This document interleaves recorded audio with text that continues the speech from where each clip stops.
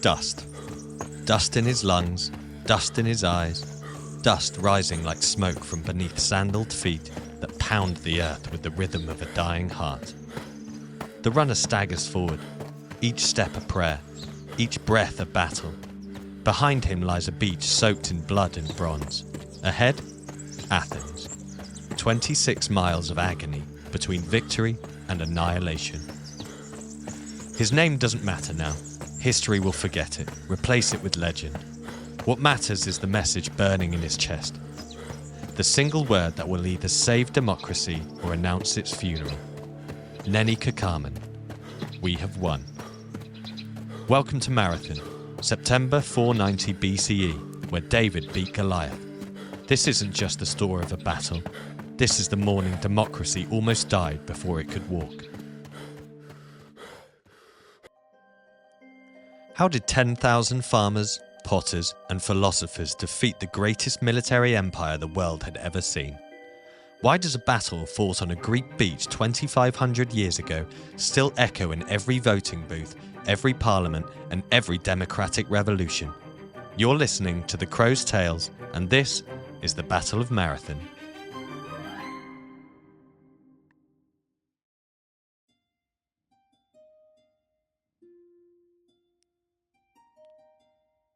To understand Marathon, you must first understand the world that collided on that crescent beach. Picture the Mediterranean as it was 2,500 years ago.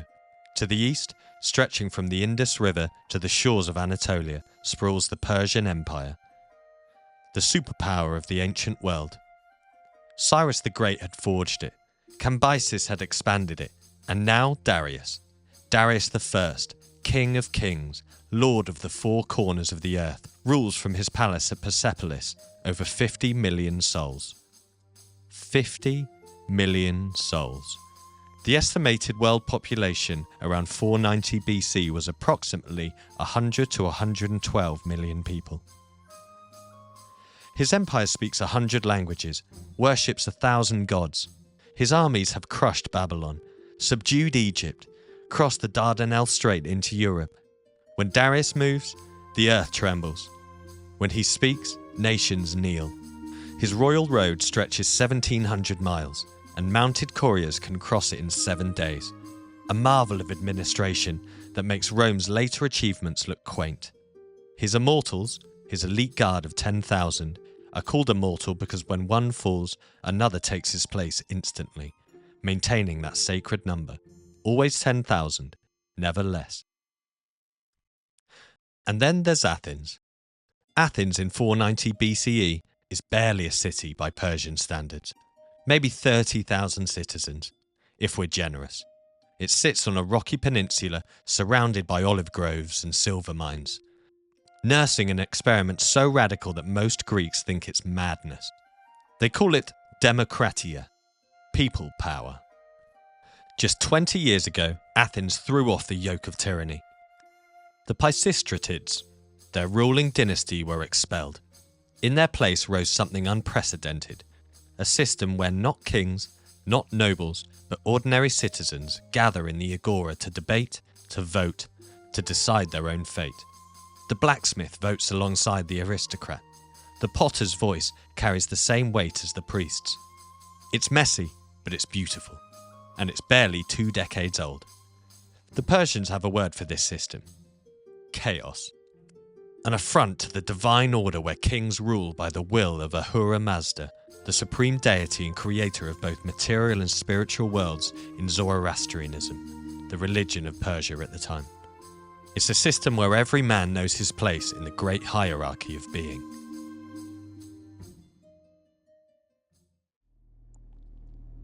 But why Marathon? Why does the mightiest empire on earth care about a handful of quarrelsome Greeks clinging to their rocky shores? Rewind 6 years, 496 BCE, the Ionian cities, Greek settlements along the coast of modern Turkey, have been under Persian rule for 50 years, paying tribute, keeping quiet. But something changes. Maybe it's the whisper of Athenian democracy crossing the Aegean. Maybe it's just the eternal Greek hunger for freedom. The Ionians revolt. And Athens, young, idealistic, foolish Athens, sends help. 20 ships, it's nothing compared to the Persian fleet, but it's everything in what it represents. Those 20 ships sail to Sardis, the Persian provincial capital, and they burn it. Temples, palaces, markets, all consumed in flames that could be seen for miles. Darius never forgets. The story goes that he appointed a servant whose only job was to remind him 3 times every meal of his need for vengeance. Remember the Athenians, remember the Athenians, remember the Athenians. The Ionian revolt is crushed with typical Persian efficiency. Cities burned, populations enslaved. But the insult remains. These Greeks, these insignificant tribes at the edge of the world, have dared to challenge the King of Kings. Worse, they've shown others that challenge is possible. This cannot stand. In the summer of 490, the hammer falls. 600 ships darken the Aegean. Phoenician vessels with purple sails billow like wings of doom. Egyptian galleys cut through wine-dark waves. Persian transports groan under the weight of soldiers from every corner of the empire. Medes in their traditional dress, Sakia horsemen from the steppes who can shoot backwards at full gallop. Ethiopian warriors with painted shields and lion skins. Indians from beyond the Indus. The fleet is commanded by Datis the Mede and Artaphernes, nephew of the great king himself. Their orders are simple. Punish Eretria for its part in the Ionian revolt, then sail to Athens, burn it, enslave its people, and bring earth and water, the symbols of submission, back to Persepolis. Island by island they advance. Naxos falls first, revenge for a failed Persian expedition years before. The temples burn, the people are chained, and the fleet moves on. In Athens, runners arrive daily with worse news.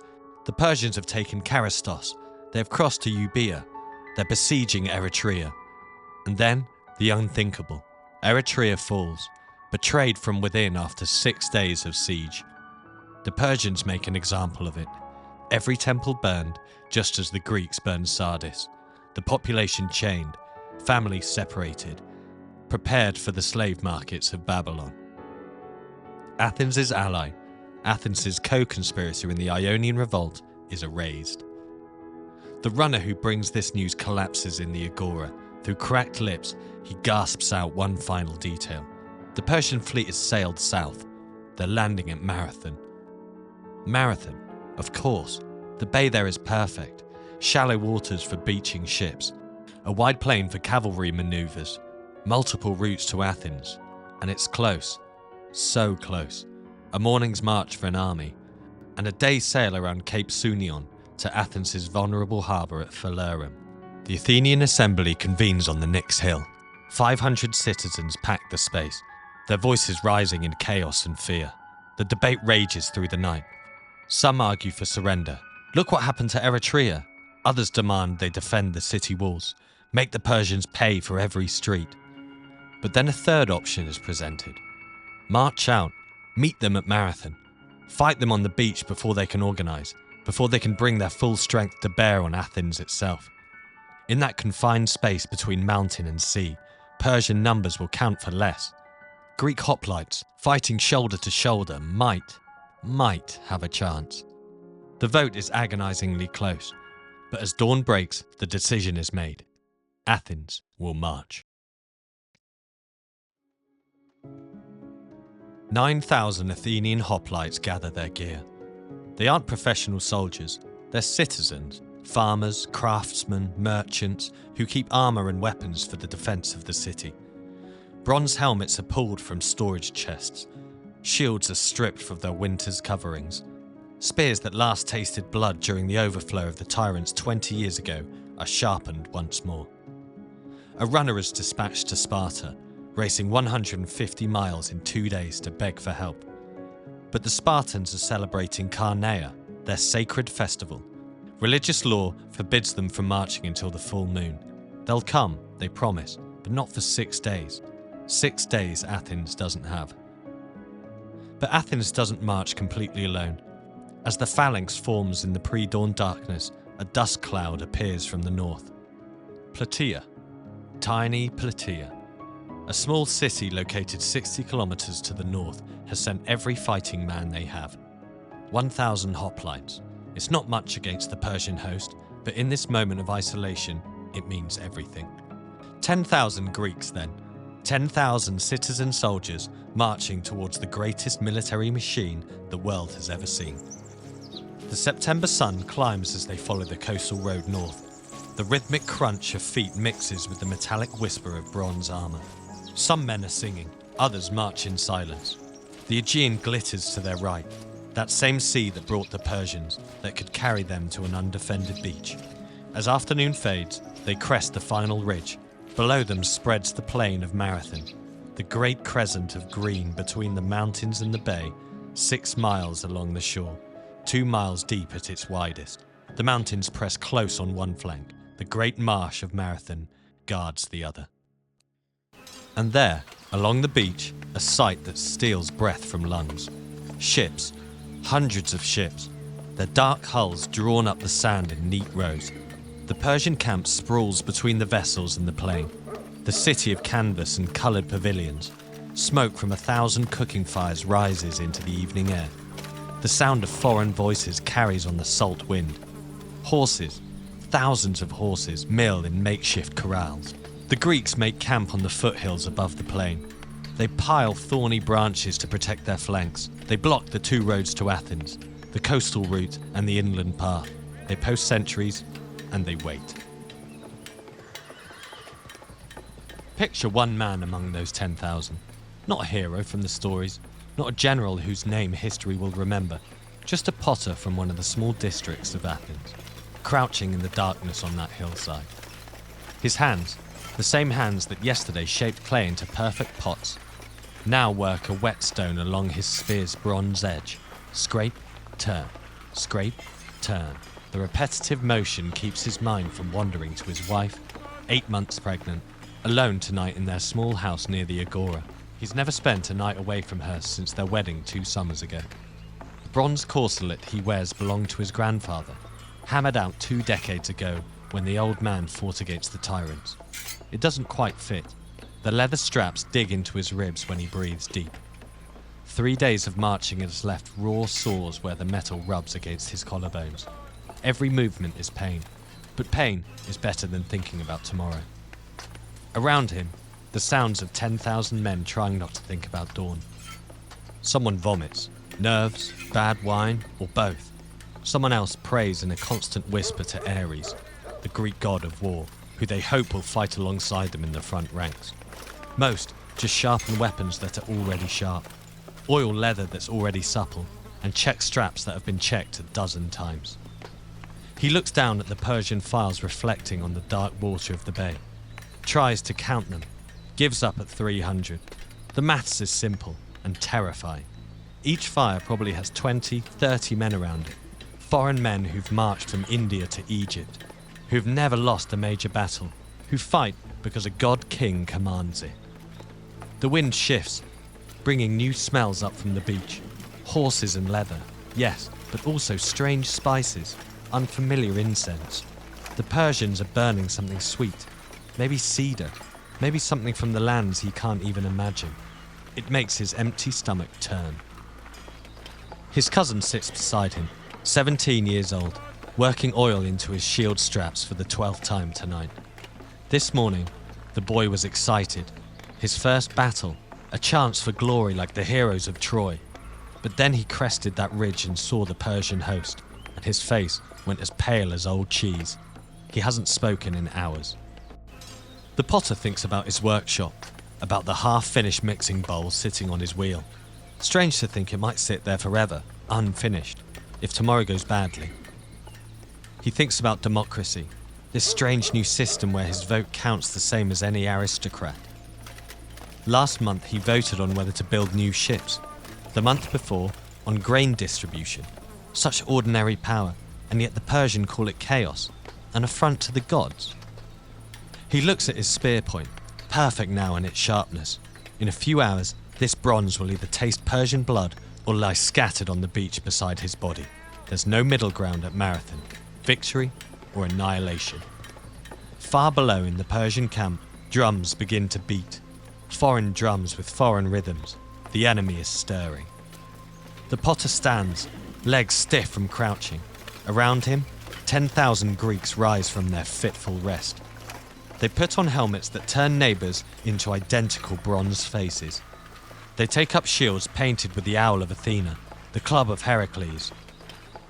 Family symbols whose meaning will die with them if they fall. Dawn is coming to Marathon. Democracy's first test by fire is about to begin. Down on the beach, Persian officers move through their camp, rousing soldiers from distant lands. The great machine of empire starts to move. In a few hours, everything changes or everything ends.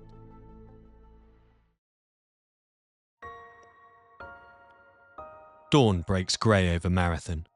Not the golden dawn of poetry, but a pale, uncertain light filtered through morning mist rising from the marsh. The air is thick, heavy with salt and the promise of heat to come. September on the Greek peninsula, that peculiar Mediterranean mixture of fading summer and reluctant autumn. 10,000 Greeks stand in their ranks on the lower slopes, bronze armour catching in the weak light like scales on some enormous serpent. They've been in position since before first light, arranged in their tribal regiments. The formation is strange. Any experienced soldier would notice it immediately. The centre is thin, dangerously thin, only 4 men deep when it should be 8. But the wings are massive, reinforced to 8 or even 12 men deep. This is Miltiades' orders, the man who suggested they meet the Persians in the field. Is it genius or madness? In a few minutes, we'll find out which. Below, the Persian army emerges from their camp like a tide. They take their time. Why wouldn't they? They have every advantage. Numbers, experience, cavalry, archers. The Greeks have sealed themselves into a trap, backs to the mountain, nowhere to run. This will be a slaughter. Then on to Athens before nightfall. The Persian line forms with practiced efficiency. In the centre, the best troops, ethnic Persians and Medes, the core of the empire's power. They wear scaled armour that ripples like snakeskin, carry wicker shields, and bear short spears perfect for mobile warfare. On the wings, the subject peoples. Sacaea, Bactrians, Indians, each fighting in their native style. And the archers? There's thousands of archers. Their composite bows can punch through bronze at 100 paces. Persian doctrine is simple and brutally effective. Break the enemy with arrows, then send infantry to finish the job. No Greek army has ever found an answer to it. The Greeks can see them clearly now. The space between the armies is perhaps 8 stadia, roughly a mile of open ground. Scrub grass and wild thyme. A few olive trees, their silver leaves trembling in the morning breeze. The ground slopes gently towards the Persian positions, then flattens near the beach. Good ground for a charge, if anyone were sane enough to charge. The waiting is agony. Some men in the Greek ranks have already soiled themselves. Fear does that, loosens the bowels, makes the body betray the mind. The smell mingles with sweat, oil, and bronze. Someone in the Athenian ranks is sobbing quietly, trying to muffle it behind his shield. No one mocks him. They're all thinking the same thing. We're going to die here. The Persian cavalry is nowhere to be seen. Strange. Have they embarked on ships, sent on another mission, or are they hidden, waiting for the perfect moment to strike? The uncertainty gnaws at the Greeks' nerves already stretched to breaking. The sun climbs higher. The day grows hot. Bronze armor becomes an oven. Sweat runs into eyes, makes hands slippery on spear shafts. The Persians aren't advancing. They're waiting for the Greeks to come down, to enter arrow range, to die like civilized soldiers. Miltiades watches, calculates. Every minute they wait, the heat grows worse. Greek citizen soldiers aren't used to standing in full armor for hours. But more importantly, every minute increases the chance that Persian cavalry will appear, that reinforcements will arrive, that someone in the Greek ranks will break and run. The decision, when it comes, ripples through the Greek line like wind through wheat. The pipes begin to play, the haunting rhythm that Greeks march to war with.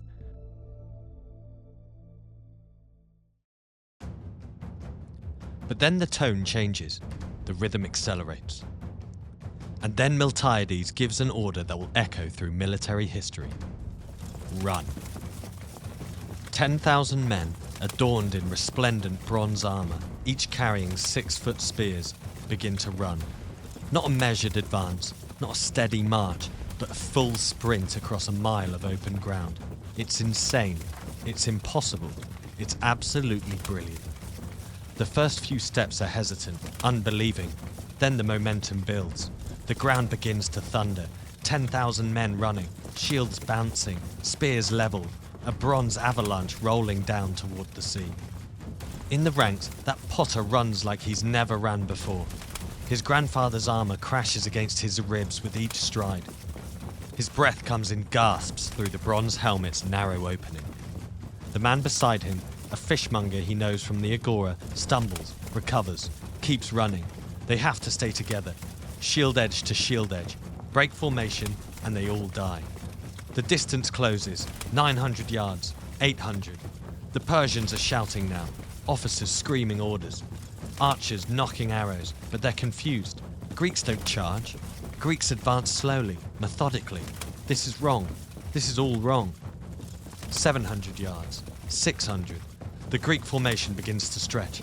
The thin center, only 4 men deep, starts to lag behind, but the reinforced wings surge forward like the horns of a bull. 500 yards. The first Persian arrows arc into the air, but the Greeks are still too far, moving too fast.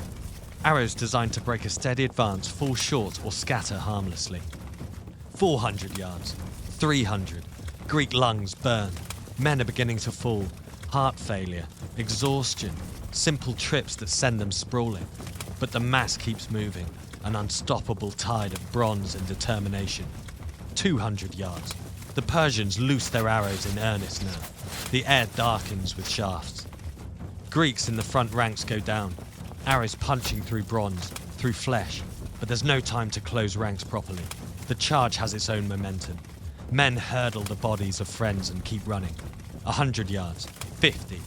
The Persians can see Greeks' faces now, twisted with exhaustion and rage, mouths open in wordless screams. These aren't the disciplined hoplites they expected. These are madmen. 20 yards. 10. 5. The collision sounds like nothing else in human experience. Bronze meets flesh. Wood splinters. Men scream. The Greek wings, 8 men deep, crash into the Persian flanks with the force of a landslide. Spear points, driven by the momentum of a full sprint, punch through wicker shields like they're made of parchment. The first rank of Persians simply disappears, bowled over, trampled, impaled. But in the center it's different. The Greek line, thin as paper, hits the Persians' best troops and crumbles. 4 ranks against 8. Farmers against professionals. The Persians punch forward, sensing victory. Greeks in the center begin to give ground, then run. The line breaks. Except, this is part of the plan. As the Persian center surges forward, chasing the fleeing Greeks, the reinforced Greek wings complete their work. The Persian flanks collapse, shatter, and flee towards the beach. And then those massive Greek wings wheel inward like closing doors. The Persians in the center, drunk on their success, suddenly realize they're surrounded. The Greeks to the front betray their false retreat and stop running, turn, and reform. And the Greeks on both flanks close in. Behind them, only the sea. What followed isn't battle, it's butchery. The packed mass of Persians can't maneuver, can't use their mobility. Their short spears can't match the reach of the Greeks. They're pressed so tight that when a man falls, he can't get up. He's trampled by his own comrades. A Persian officer, you can tell by his golden talk, tries to rally his men. A Greek spear takes him in the throat. He falls, hands clutching at the bronze point, blood pooling in the sand. His men see him fall and panic spreads like fire through dry grass. The Potter from Athens finds himself in the front rank suddenly. The man who was in front of him is down, a Persian arrow in his eye. The Potter steps forward, plants his feet, thrusts, His spear point finds flesh, soft resistance, then the scrape of bone. He pulls back, thrusts again, and again, and again. His world narrows to this. Thrust, recover, thrust, recover. Don't think about the faces. Don't think about the screams. Finally, the Persian army breaks. It starts at the edges and spreads inwards. Men throwing down shields, turning, running for the ships. But the beach is half a mile away, and they're running through sand in full armor. The Greeks, exhausted but victorious, pursue like hunting dogs. The beach becomes chaos. Persians splashing into the shallows, trying to reach ships that are still drawn up on the sand. Crews desperately pushing vessels into deeper water. Men climbing over each other, drowning in 3 feet of water, crushed between hulls. The Greeks reach the ships. Now the fighting is different, desperate, hand to hand. Greeks trying to set fire to the vessels, Persians fighting to defend their only escape route. The water turns red, bodies float in the gentle waves. Persians and Greeks tangled together. Men from the same district fight side by side, covering each other, moving like they're harvesting wheat back home. Methodical, efficient and terrible. One goes down with a Persian sword in his belly. The others stand over him, protecting the body long after he's stopped breathing. The slaughter continues until the sun climbs toward noon.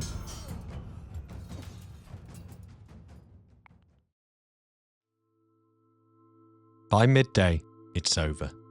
The surviving Persian ships pull away from the beach, laden with whoever managed to climb aboard. They leave behind a shoreline that looks like the aftermath of a shipwreck. Bodies in the surf, shields floating like lily pads, the sand churned into bloody mud. The Greeks stand among the wreckage, hardly believing what they've done. Many collapse where they stand, exhaustion finally claiming them. Others wander the beach in a daze, looking for friends, for brothers, for fathers. The counting begins. The Greek losses, 192 Athenians dead. Barely a scratch, but each one a farmer who won't return to his fields. The Persian dead are beyond counting. 6,000? 7,000? Bodies carpet the beach, pile against the hulls of abandoned ships. The variety of the dead tells the story of an empire. Persians, Medes, Egyptians, Indians, Ethiopians, all united now in death. The potter sits on the beach, his spear planted in the sand, watching the Persian fleet organize itself in the bay. His cousin lies somewhere behind him, killed in the first arrow volley. The boy never even reached the Persian line. 17 years old, his first battle and his last. But as the potter watches those ships, a terrible realization dawns. The Persian fleet isn't sailing east, back to Asia. It's turning south, toward Cape Sunion, towards Athens. Athens, undefended Athens, where wives and children wait behind walls with no soldiers to man them. The victory celebration dies in Greek throats. They've won the battle, but the war isn't over. If those ships reach Athens before the army returns, everything, the victory, the sacrifice, democracy itself, will have been for nothing. Miltiades is already organizing the march. No rest, no time to tend the wounded properly. No time to burn the dead. They must reach Athens before the Persians. 26 miles in full armor, after fighting the battle of their lives. The Greeks form up, exhausted but determined. They turn their backs on the beach, on their dead, on the greatest military upset in history, and they begin to march. Behind them, the waves wash over the battlefield, indifferent to glory or disaster. The blood dissipates in the tide. Crabs begin to emerge from the rocks, drawn by the feast. Marathon is won, but Athens still could fall before sunset.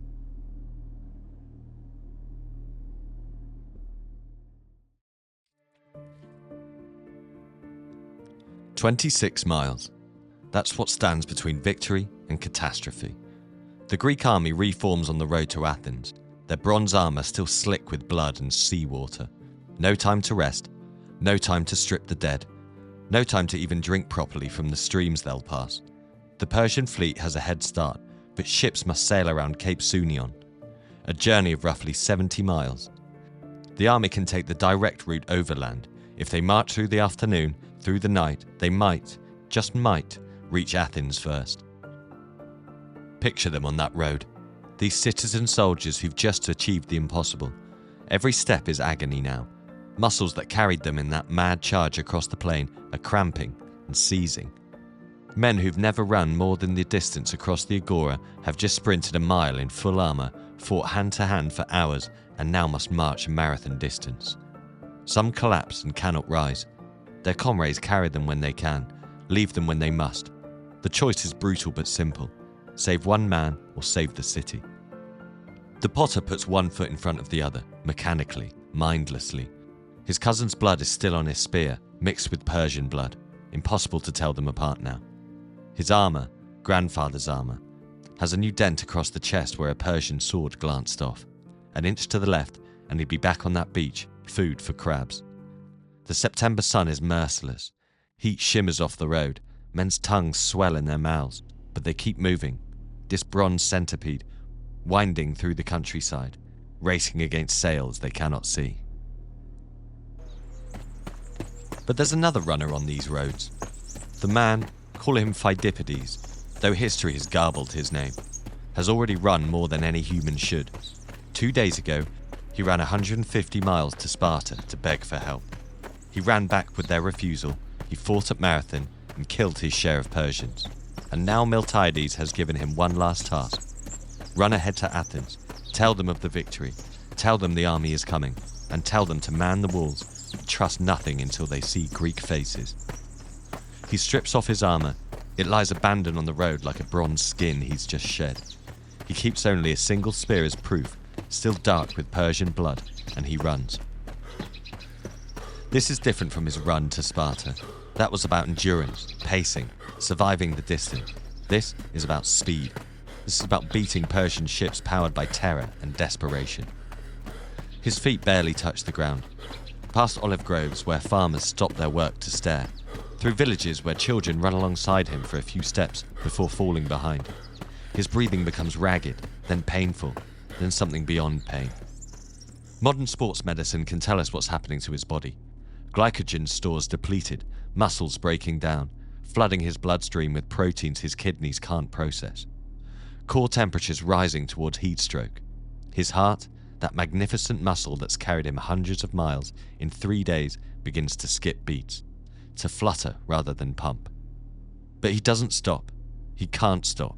Athens rises before him. The Acropolis crowned with temples, the city walls piercing with gates, home to everything democracy means. 20 miles, his vision blurs. The road ahead doubles, triples, merges again. He tastes copper, blood in his mouth from lungs pushed beyond their limits. 23 miles. His left leg is dragging now. Each step sends lightning up his spine. He can't feel his feet anymore. Just the impact. The endless impact of earth against whatever remains of his sandals. 25 miles. Athens rises before him through a haze of exhaustion and pain. The city walls shimmer in the heat like something from a fever dream. The pylon gates loom before him.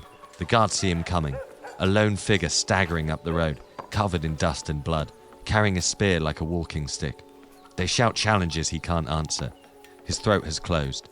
His tongue is dead in his mouth. But they see his eyes, something in those eyes. Triumph mixed with desperation makes them stand aside. He enters Athens like a ghost returning from the underworld. Citizens scatter from his path, then follow in his wake. A madman, some think, but others recognize him. Isn't that the runner who left for Sparta 3 days ago? How is he still alive? Why is he alone? The crowd grows as he staggers through the streets. Potters abandon their wheels. Merchants leave their stalls. Women pull children close, afraid of what this new apparition brings. The question ripples through the crowd in whispers, then shouts. What news? What news from Marathon? He can't answer, can't speak, can only move forward, one impossible step after another, toward the agora, towards the magistrates who must hear this first. The agora opens before him, that great public square where democracy conducts its business. The magistrates are there, gathered near the council chamber. They've been waiting for news, dreading it. When they see him, they rise from their seats. The crowd parts. Hundreds of Athenians form a circle, silent now, watching this broken messenger approach their leaders. Mothers clutch their children. Old men who remember the tyrants lean forward on their staffs. Young men who are too young to march to Marathon see death walking toward them and wonder if their fathers are behind it. The runner's legs give out 20 feet from the magistrate's. He crashes to his knees on the packed earth of the agora. The impact should hurt, but he's beyond pain now. He plants the spear, that Persian bloodied proof, upright in the ground like a standard. He raises his head, looks at the chief archon, opens his mouth, no sound comes. His lips move, forming words that won't emerge. The crowd leans in, desperate. A trickle of blood runs from the corner of his mouth. Internal damage, organs shutting down. He tries again, forces air through his ruined throat. The word comes out as a whisper, then stronger, using the last of everything he has. Neni Kekamen, we have won. The word hangs in the air for a heartbeat, then his eyes roll back. He pitches forward, and the sound his body makes hitting the ground is somehow the loudest thing in the silent agora. Women rush forward with water, but it's too late. They turn him over, cradling his head. His eyes are open, staring at the Athenian sky he gave his life to keep free. Someone closes them gently. Someone else pulls the spear from the ground, still carrying its message of Persian blood. Within hours, the story spreads through Athens faster than the runner himself could have moved. By nightfall, when the exhausted army finally arrives to find their city safe and celebrating, the runner has already become myth. Parents tell children who will tell their children who will tell theirs. Until 2,500 years later, millions run marathons without quite knowing why. Except that once, someone ran that distance and died so that others might live free. As the runner dies in the agora, the Persian fleet round Cape Sunion. From the ships, the commanders can see the beaches at Phalerum, where they plan to land. Athens is so close, so close. But as they approach, they see something that makes Persian hearts sink. The heights above the beach are lined with bronze. The Greek army, that same army that drove them from the beach of Marathon, stands ready, weapons gleaming in the afternoon sun. The Greeks have done the impossible twice in one day. They forced marched 26 miles in armor after fighting a battle. They've beaten the Persian fleet to Athens. Men who should be dead on their feet stand ready to fight again. The potter is there, swaying slightly, held upright as much by willpower as by strength. His pregnant wife is somewhere behind those walls, waiting. Every man on that hill has someone waiting. And that, the Persians are beginning to understand, makes them almost impossible to defeat. The Persian fleet hovers offshore for hours, like a hawk circling but afraid to strike. Then, as the sun sets behind the mountains, they turn east, back toward Asia, back towards an emperor who must be told that his inevitable victory has become an impossible defeat.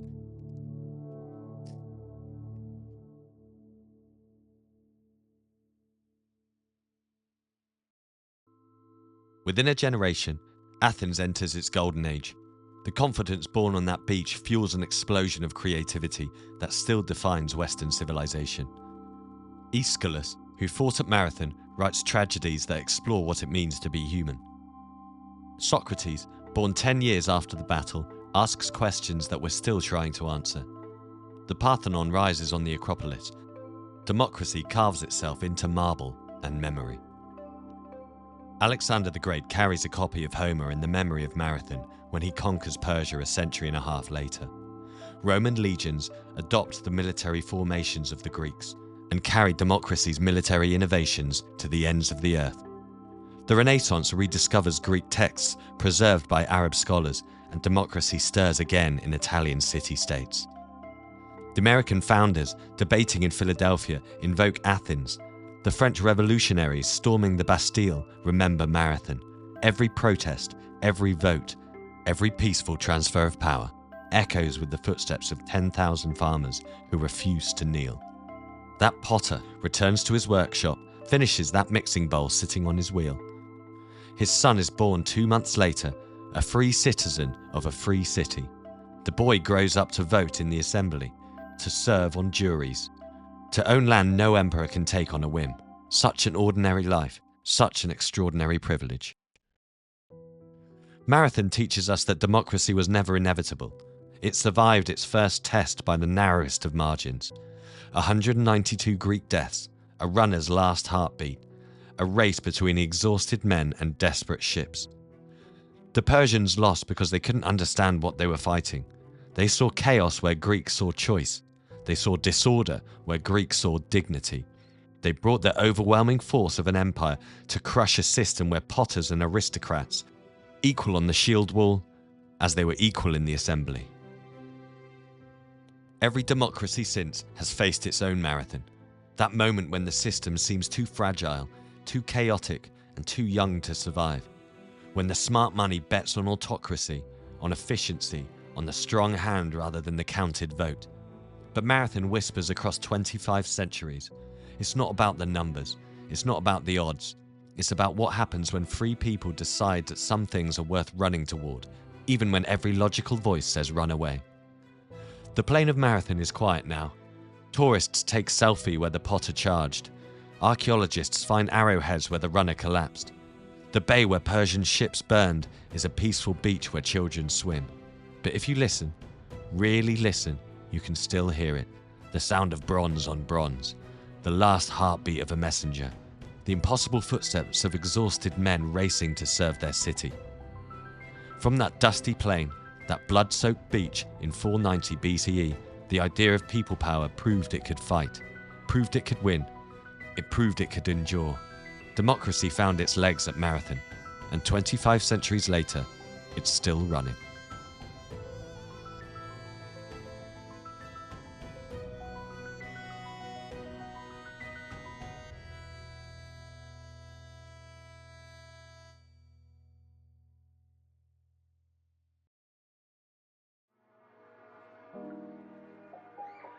Well then, there you have it. If you've watched this far and like what you've heard, then consider liking and subscribing. Also, you can hit the notification bell if you want to be notified of future stories. I release a new one every Sunday. As a new channel, this really helps not only push these stories in front of more of you lovely people, but helps reassure me I'm not just sending these off into the ether, never to be seen again. If you've listened this far and don't like what you've heard, then, what on earth are you doing? Right then, off you pop. Thanks for listening.